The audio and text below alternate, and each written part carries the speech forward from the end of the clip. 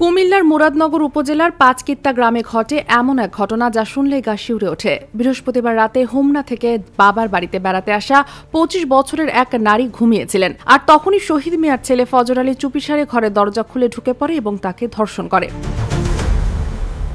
যন্ত্রণার কাতর সেই নারী যখন সাহায্য চাচ্ছিলেন, আশেপাশের কিছু লোক এসে তাকে বিবস্ত্র অবস্থায় দেখতে পায়, কিন্তু তারা সাহায্য না করে ভিডিও করে তার ছড়িয়ে দেয় সামাজিক মাধ্যমে।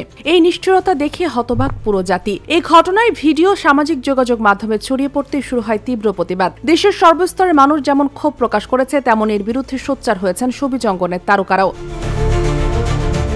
জনপ্রিয় অভিনেতা মিশা সওদাগর তার ভেরিফাইড ফেসবুক পেজে লিখেছেন, প্রতিটি নারী যেন নিরাপদে চলাফেরা করতে পারে, প্রতিটি ধর্ষকের হোক ফাঁসি। মুরাদনগরের ঘটনার তীব্র নিন্দা জানায়। তমা মির্জা ক্ষোভ ঝাড়েন এক লাইনে, মুরাদনগর কুমিল্লা, বিভৎসতা লজ্জা। মৌসুমী হামিদ লিখেছেন, মানুষ আর মানুষ নেই, পৃথিবী শেষ হয়ে যাচ্ছে। প্রার্থনা ফারদিন দিঘি হ্যাশট্যাগ ব্যবহার করে সচেতনতার বার্তা ছড়ান, ধর্ষণকে না বলুন, নীরবতার সমর্থন। নুসরাত ফারিয়া সরাসরি বলেন, স্টপ রেপ।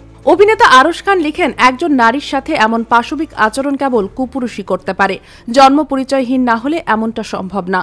ব্যাচেলর পয়েন্ট খ্যাত শিমুল শর্মা একটি কবিতায় লিখেছেন, মানুষের মাঝেই স্বর্গ নরক, মানুষেতেই সুরাসুর। অভিনেতা সাইদুর রহমান পাভেল ভিডিও লাইভে বলেন, ধর্ষকদের প্রকাশ্যে ফাঁসি দেওয়া হোক। এবং জিয়াউল রোশন নিজের দীর্ঘ পোস্টে লিখেন, ধর্ষকের শাস্তি একটাই, জনসম্মুখে ফাঁসি। তারা কে, কোন দলের, কোন ধর্মের, সেটা দেখার কিছু নেই। এই ঘটনাটি শুধু একটি নির্যাতনের গল্প নয়, এটা আমাদের সমাজ ব্যবস্থার বিচারহীনতার, অসচেতনতার চরম উদাহরণ। এই একটি ভিডিও আমাদের চোখে আঙ্গুল দিয়ে দেখিয়ে দিয়েছে আমরা কোথায় দাঁড়িয়ে আছি। Sheikh Masuma, daily hour, Bangladesh.